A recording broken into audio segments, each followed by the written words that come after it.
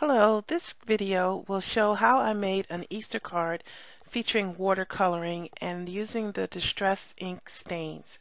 I have a couple of sequins to bring a little bling to the card, and it is featuring a large oak tree from the Stampin' Up! Lovely as a Tree stamp set. The inside of the card I kept very basic, and I've actually done several cards with the same inside. So let me just show you the materials that I'm used to make this card. You can use whatever materials that you had available, but these are the ones that I chose. To start off, I have a card base cut 8.5 by 5.5, scored at 4 1/4. I have a black mat cut 4 7/8 by 3 1/8. I have watercolor paper cut 4 3/4 by 3. This is Bristol watercolor paper, but you can use any color paper that you have, watercolor paper. And I have some fun foam, which is adhesive back on one side. I chose black because it would blend in with the card better. You can also use foam tape if you didn't have fun foam. The ink I'm using is Versafine Onyx Black. And I'm trying out for the first time these distress stains. I have Wilted, Violet, and Twisted Citron. This distress stain has a dauber top. When you first use it, it breaks the seal, and the ink just comes out like very similar to how you would do shoe polish back in the day. And I'm also going to be using some clear embossing powder, so I need also my embossing tool. I'm using a a milled lavender distress ink pen and a Spectrum Noir sparkle pen. I'm going to need tweezers for the sequins and also a quick stick tool. This has multiple pieces to it, which helps you pick up small items. You just take the little sticky end and touch it to it, and it picks it right up, usually. And I'm going to be using sequins. I keep my sequins in this bead tray, and each color is in its own little compartment, and I need the purple and the green.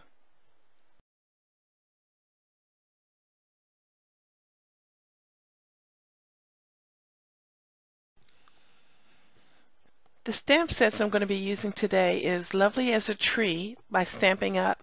This is a very popular stamp set. I think it may still be available. And I'm using the Faith in Nature also by Stampin' Up! I have my dollar stamps, and I grabbed an Easter Wishes stamp for that. And I'm using the Laugh With Me quotes by Fiskars. There are a lot of good sentiments in this stamp set, and I go to it very frequently for many occasions. Since I'm going to be doing watercoloring, I need to have water and a watercolor brush.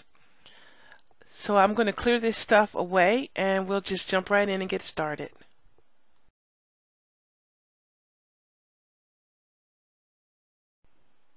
Now, if you look at my example, I felt that I put the green on a little heavy and the purple on a little bit too light, so I'm going to fix that in this one that I'm doing now. So I took, you have to take the water and lay it across the watercolor paper, making sure that the paper is damp but not sopping wet.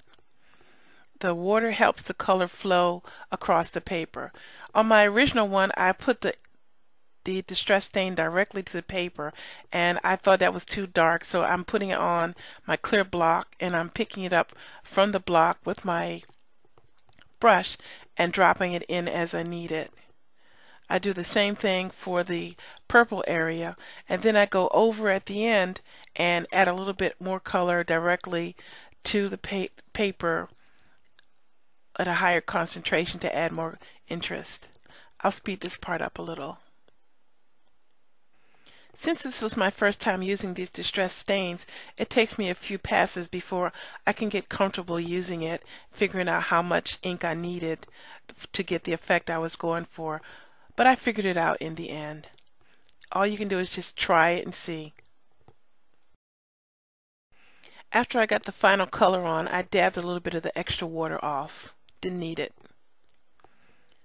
And now that it's dried, I like how it looks better. So since it had a little bit of warping, I had to take the paper and try and get it to lay a little bit more flat. For the next step, I have to have everything ready to go before I proceed. So I need to run my embossing tool over the cardstock to make sure that there is no moist areas and no powder will stick where I don't want it to stick. And the embossing powder, I have a spoon to put it onto my work, but I need to have that powder ready to go, because the trick I'm using, which is to emboss directly on the Versafine, will only work if you work quickly, because the Versafine stays wet a little bit longer than the regular dye inks. And I can avoid using Versamark by using this trick.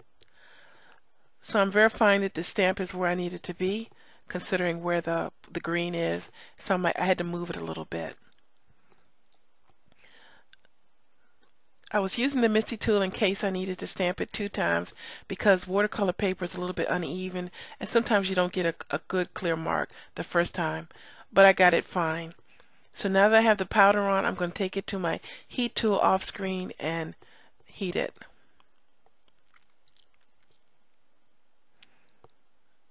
And that came out good. So I'm going to do the same thing for the sentiment. And I have to clean that stamp off so that I don't make a mess on my Misty tool.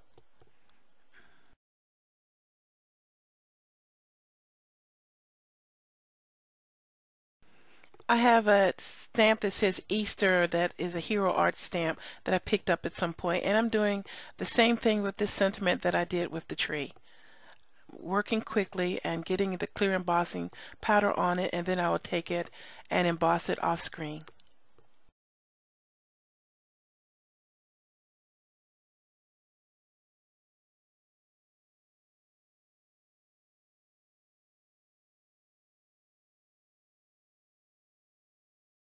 Now I'm adding the final sentiment to the front of the card.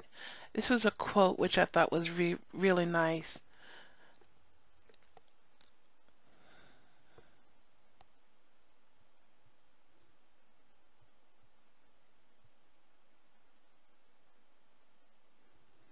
Now that I'm finished the stamping of the front, I'm taking the Misty tool out and I'm going to move on to doing the inside.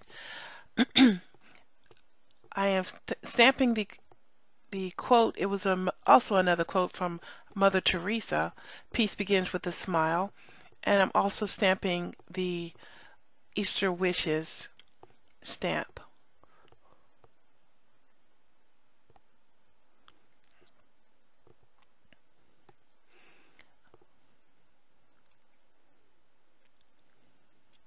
While I'm going to let that inside dry, I'm going to go ahead and put the outside together.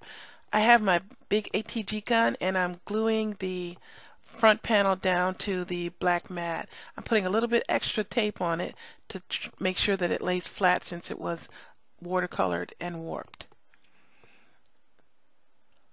I don't have a very large margin around the black, but if you're careful, it'll look fine. I found the best way to put the fun foam is to partially pull back the paper, put it in place, and then finish pulling the paper. That way, if you make a mistake, you can just pick it up. Take my bone folder. I'm now going to press the seam on the card and putting the ATG tape directly on the back of the fun foam. It does stick. You just have to be sure that you don't put it at the wrong angle and you end up pulling it right back off. And after I get it lined up where I want it on the front, I give it a good press. And now to put the sequins on the front. I have trouble with sequins and rhinestones, as if you watch my videos you know this at this point, but I give it the old college try. I need to put the sequins onto glue dots. That's what I have found, for me, the best way to get the sequins to stick. I tried using liquid glue, but it was just a hot mess. My granddaughter showed me this trick. Instead of trying to put the glue dot on the sequin, I put the sequin on the glue dot on the tape. And then after I have them all on the tape roll, I just pull them off and put them where I need them, one by one.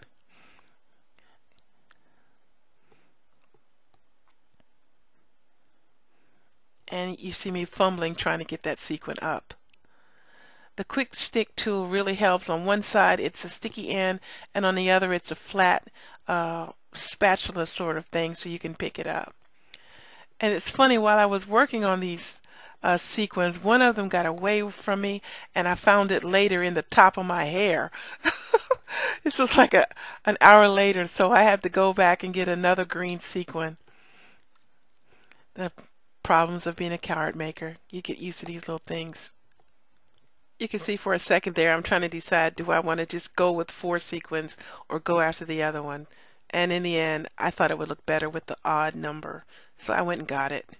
And I was a little bit more careful this time not to lose it. And I held it with my finger.